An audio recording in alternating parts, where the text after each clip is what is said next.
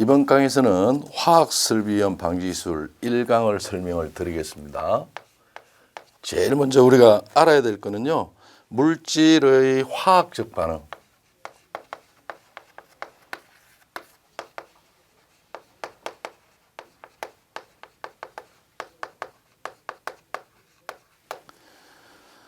자, 제일 먼저 화학 반응과 에너지에서 제일 먼저 우리가 봐놔줘야 될 거는 화학적 변화를 봐놔줘야 돼요.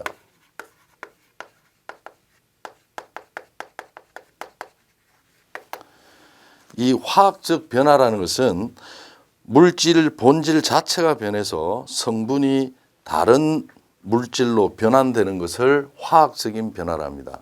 그래서 화학적인 변화는 반드시 물질 본질 자체가 변한다.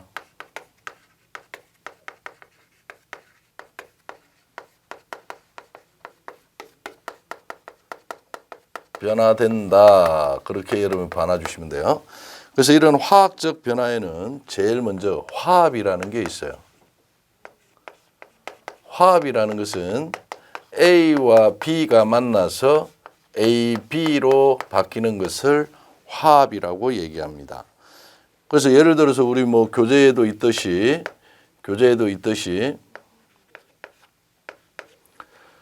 2H2 2몰의 수소하고 1몰의 산소가 만나서 2몰의 물이 된, 즉 수소와 산소가 전혀 다른 물이 되는 이런 것들을 우리가 화학적인 변화를 한다라고 봐놔주면 돼요. 두 번째는 분해가 있습니다. 분해는 A, B가 있는 것이 A와 B로 나뉘어지는 것을 분해라고 얘기를 합니다. 그래서 마찬가지로 2몰의 물이 있는데 여기에 전기를 가하면 2몰의 수소와 1몰의 산소가 발생되어지더라 이런 말입니다. 그러니까 물이 전혀 다른 수소나 산소로 나오는 이런 것들을 분해라고 얘기를 하고 있습니다. 그 다음 치환.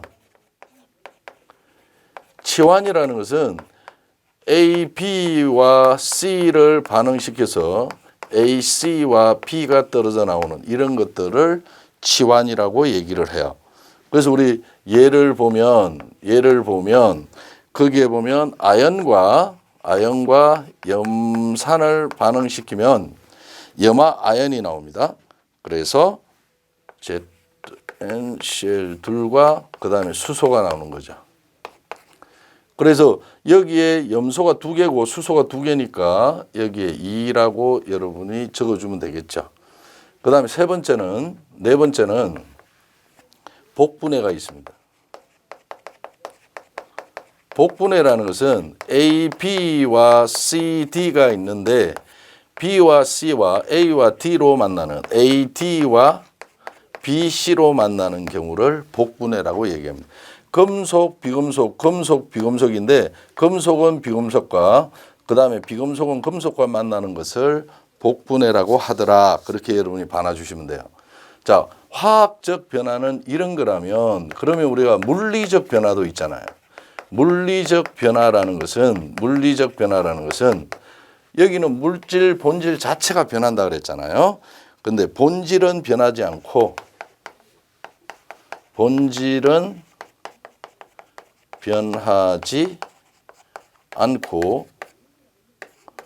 상태가 변하는 걸 얘기합니다. 상태가 변화됨 이렇게 보면 돼요. 그래서 물이 수증기가 되는지 물이 얼음이 되는 이런 것들을 물리적인 변화라고 한다 정도만 봐놔주시면 되고요. 두 번째는 반응열.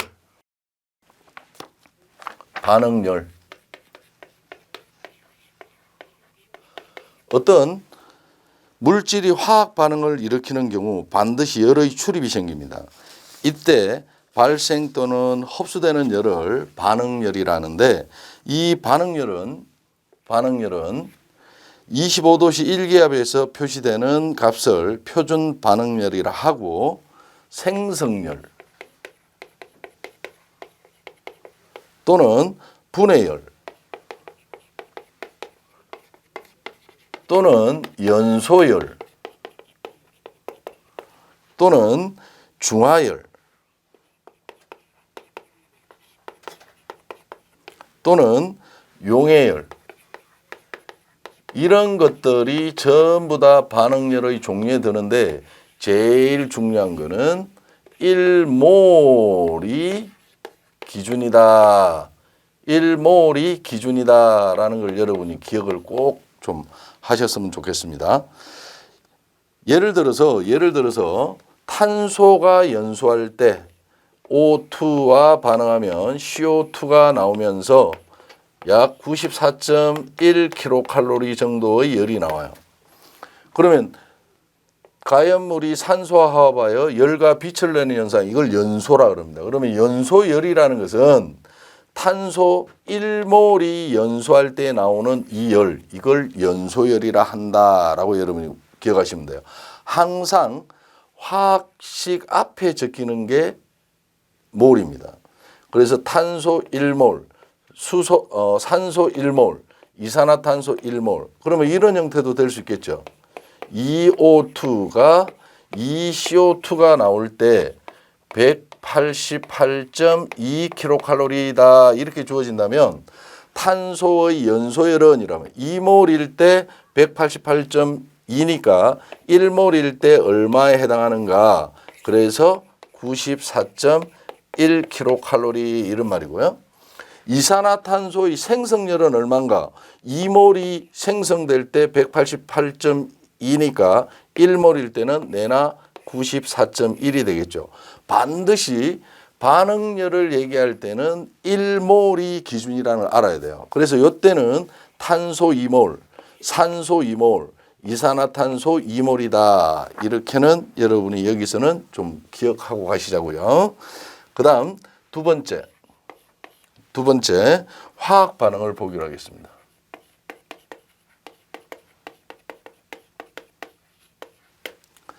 자, 화학 반응에는 첫째, 산화와 환원이 있습니다.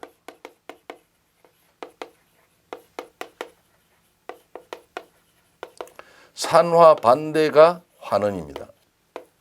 그래서 우리는 산화와 환원의 의미를 정확하게 좀 알고 있으면 좋은데, 산화라고 하면 1. 산소를 얻는 반응입니다. 두 번째는 수소와 전자는 잃는 반응을 산화랍니다. 세 번째는 산화수가 증가하는 반응을 산화라고 하더라.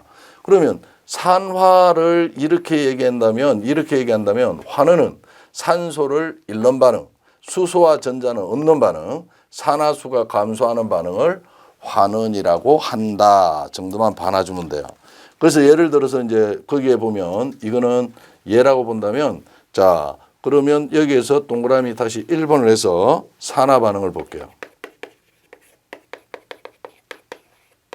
이거는 기역, 니은, 디귿 이렇게 할게요.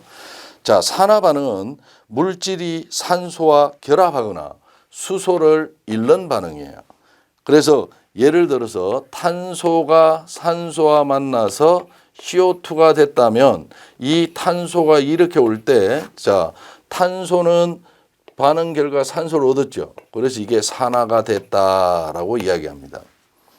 산화가 됐다라고 여러분이 봐놔 주시면 될 것 같고요. 그 다음 두 번째는 환원 반응.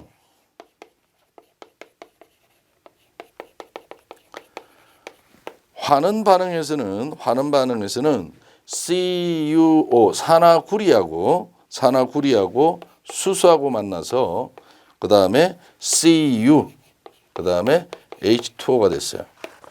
자, 이 구리는 이렇게 산소를 잃었죠. 그러면 이거는 환원 반응입니다. 수소는 산소를 얻었죠. 산화 반응입니다. 여기는 산소는 탄소에 빼앗겼죠. 이게 환원이 되진다 이런 말이에요. 그래서 반드시 여러분들이 산화 환원은 하나의 화학적인 반응에서 동시에 일어나고 있다라고 봐놔 주시면 되고요. 그 다음에 이제 거기에 참고란에 보면 산화수가 나올 겁니다. 자, 산화수에서 C 플러스 O2는 CO2다라고 되어 있을 때, 자, 단체로 존재할 때는 둘 다 산화수가 0입니다. 그런데 여기에 화합물이 됐을 때는 항상 산소는 마이너스 2가예요. 마이너스 2가니까 이게 마이너스 2가가 되고요. 그 다음에 산화수의 합이 0이 되려면 플러스 4가 됩니다. 자, 0에서 탄소는 0인데 0에서 산화수가 증가했죠. 증가하면 이거는 산화라 그래요. 요거는 0에서 마이너스 2가 됐으니까 감소했죠. 이거를 환원이라 한다 그런 말입니다. 그래서 산화수의 증감에 따라서도 나타낼 수가 있다라고 여러분이 봐주시면 되고요. 자, 두 번째는 중화 반응이 있습니다. 이 중화 반응에서는 첫째, 산과 염기가 반응하여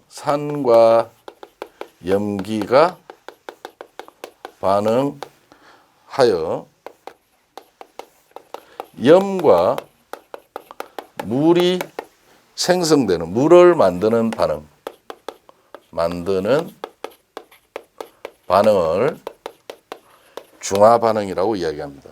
그래서 예를 들어서 황산과 이걸 황산이라 합니다. 그래서 수소를 가지고 있는 물질을 산이랍니다. 그 다음에 수산화나트륨 NaOH, OH를 갖는 게 이게 수산화나트륨인데요. 이걸 염기라 그래요. 그래서 황산과 그 다음에 수산화나트륨이 만나면 요게 B고 요게 C니까 황산나트륨이 됩니다.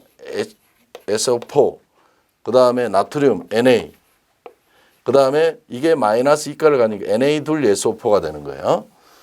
그 다음에 두 번째는 OH하고 H하고 만나면 물이 나올 거예요.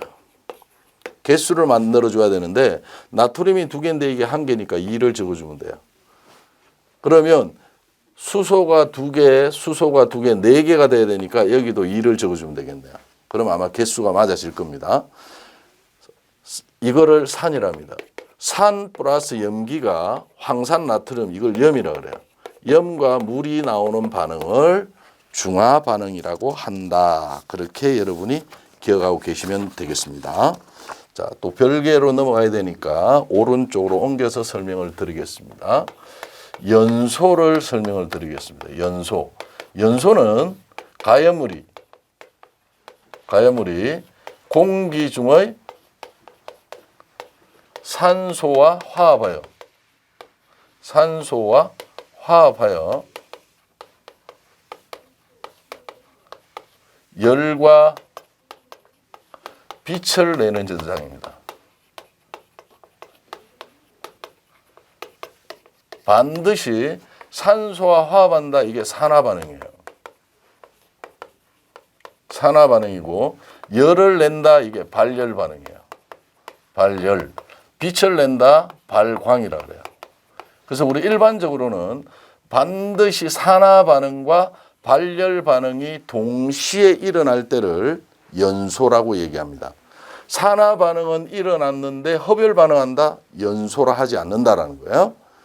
그 다음에 환원반응이 일어나고 열이 난다? 이거 연소라 하지 않는다. 2개가 동시에 발생할 때를 연소라고 한다라고 여러분이 기억하고 계셔야만 합니다. 그래서 연소되기 쉬운 조건이라는 것은 잘 타는 경우를 얘기하겠죠. 그래서 첫째, 연소가 잘 되려면 산화가 잘 돼야 돼요. 산화되기 쉬운 것은 왜? 연소가 되기 위해서는 산화가 일어나야 되니까요. 그래서 산화되기 쉬울수록 연소가 잘 된다라고 여러분이 기억하고 계시면 되고요. 그 다음에 산소와 화합하는 거니까 산소와의 접촉 면적이 클 때 산소와의 접촉 면적이 클 때 연소가 잘 됩니다. 왜냐하면 산소는 조연성, 연소를 도와주는 성질, 지연성, 연소를 지지하는 성질 두 개가 같은 말로 쓰입니다.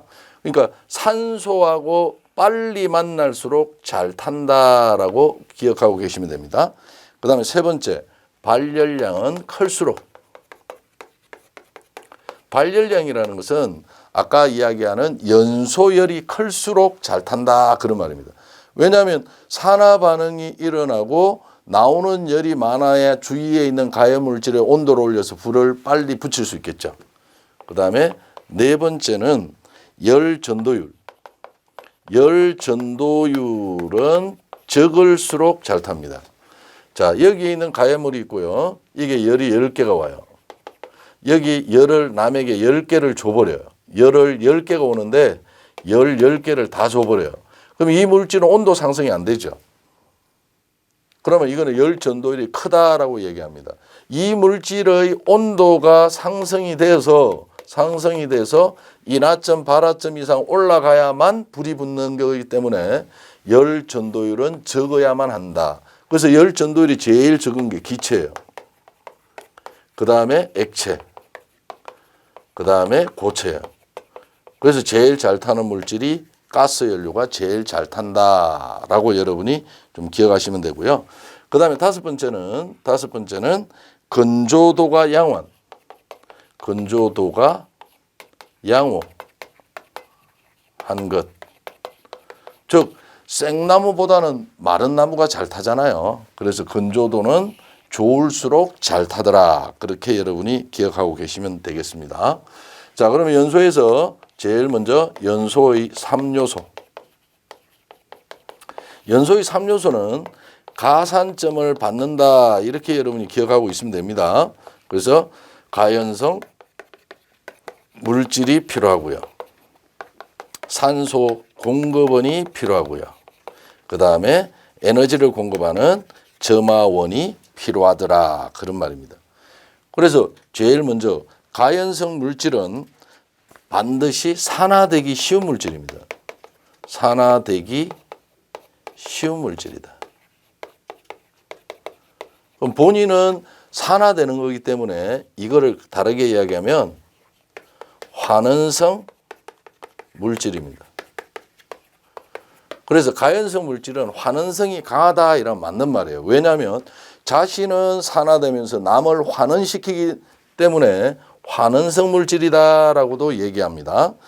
그래서 산화되기 쉬운 물질로서 가연물이 될 수 있는 조건은 당연히 연소열이 커야 됩니다. 두 번째는 열 전도율이 적어야 됩니다. 세 번째는 산소와 화합 시 필요한 활성화 에너지. 자, 여기에서 여러분이 꼭 좀 기억해 놓으셔야 될 게 활성화 에너지라는 것은 연소에서는 최소 점화 에너지예요. 불을 붙여주기 위해 필요한 최소한의 에너지는 적을수록 잘 타겠죠. 그래서 가연성 물질은 반드시 발열량이 커야 되고 열 전도율이 적어야 되고 활성화 에너지는 적은 게 좋은 가연물이다 라고 여러분이 기억하고 계시면 되고요. 그 다음에 산소 공급원은 대표적인 게 우리가 뭐 대기 상태에서 연소시키는 거니까 공기라고 보면 돼요. 그래서 산화성 물질 또는 조연성 물질이다. 이거는 산화성이라고 그래요. 산화성 물질, 조연성 물질. 조연성을 다른 말로 지연성이라는 말도 씁니다. 그러니까 산화성이라는 말은 자신은 환원되면서 남을 산화시켜주는 물질이 산화성이라고 그래요. 자신은 산화되면서 남을 환원시키는 것은 환원성 물질이에요. 가연성 물질은 환원성 물질, 산소 공급원은 산화성 물질이다라고 대지해야 되고요. 이 산소 공급원은 대표적인 게 공기가 있습니다. 자, 공기는 최적 퍼센트로 질소가 79%, 산소가 21% 차지합니다. 최적 퍼센트로. 그래서 지구상에 있는 모든 가연성 물질은 공기 중 산소 농도가 14에서 15% 이상이 함유되어야 불이 붙어요. 근데 공기 중에 산소가 21% 있으니까 잘 타게 도와주는 역할을 할 수 있다 이런 말입니다. 다르게 이야기하면요. 연소를 중단시키기 위해서는 산소 농도를 15% 이하로만 내리면 불이 꺼지겠죠. 그걸 우리가 뭐라 그러냐면 질식소화라고 얘기를 합니다.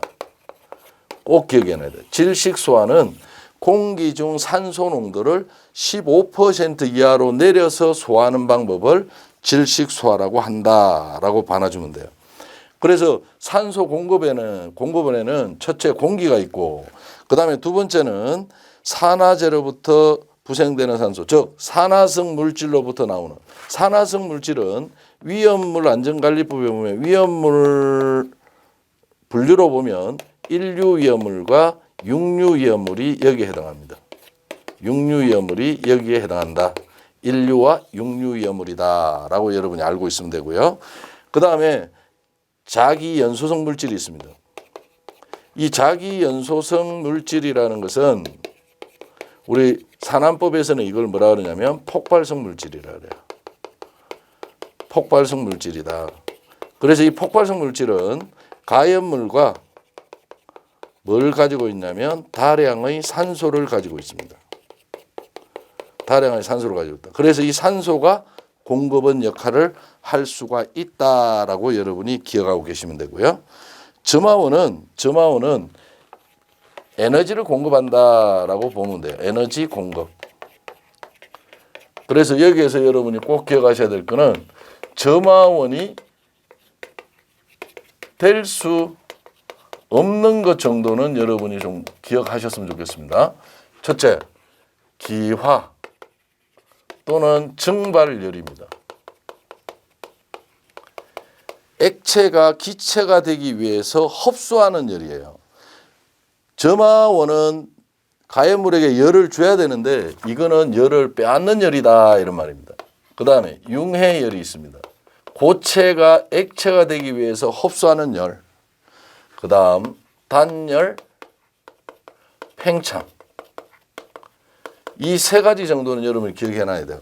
열을 차단한 상태에서 부피가 늘어나기 위해서는 그 개 내에 있는 유체가 온도가 낮아지면서 부피가 늘어나요. 절대 열이 나오지 않습니다.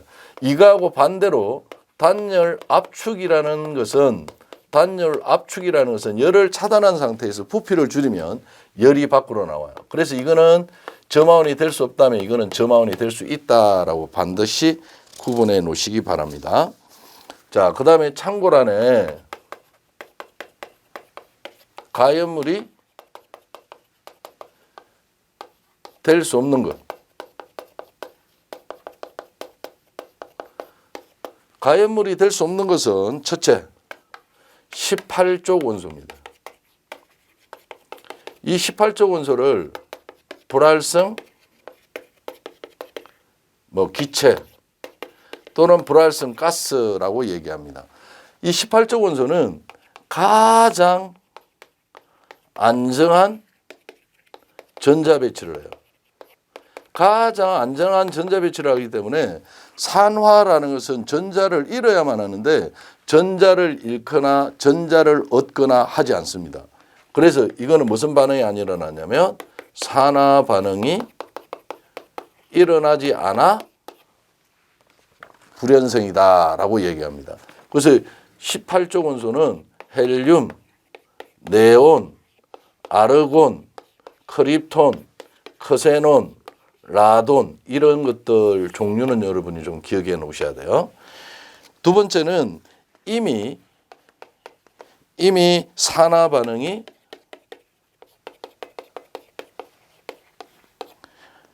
완결된 안정된 산화물.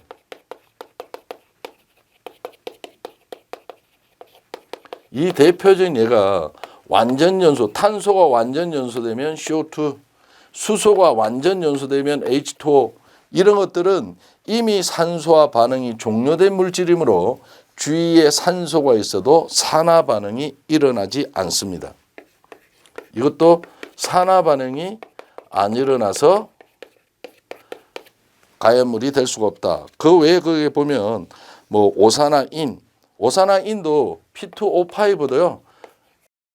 인이 완전 연소되는 생성물이에요. 그 다음에 뭐 알루미나 산화된 게 Al2O3 알루미나, 그 다음에 이산화황, 황이 완전 연소되면 이산화황이 나오죠. 그 다음에 뭐 산화규소, 이런 것들은 안정된 물질이므로 더 이상 산화 반응이 일어나지 않아서 불연성이다라고 이야기하고요. 그 다음에 산화 반응은 일어나지만 흡열 반응을 하는 물질이 있어요. 흡열 반응. 특히 질소입니다. 질소가 산소와 반응하면 NO2, 2NO2가 되겠죠. 여기에 마이너스 Q 이렇게 나옵니다. 반응률을 적을 때 이 마이너스 적으면 이게 흡열 반응이거든요. 질소가 산소를 얻었어요. 산화 반응은 일어났지만 흡열 반응을 하기 때문에 불연성이다. 무조건. 그래서 공기 중에 79% 들어있는 게 가연성이라면 지구상에 우리 인간이 살 수는 없겠죠. 그 다음에 참고로 안에 여러분이 또 좀 봐놔줘야 될 게 고온체의 색깔과 온도.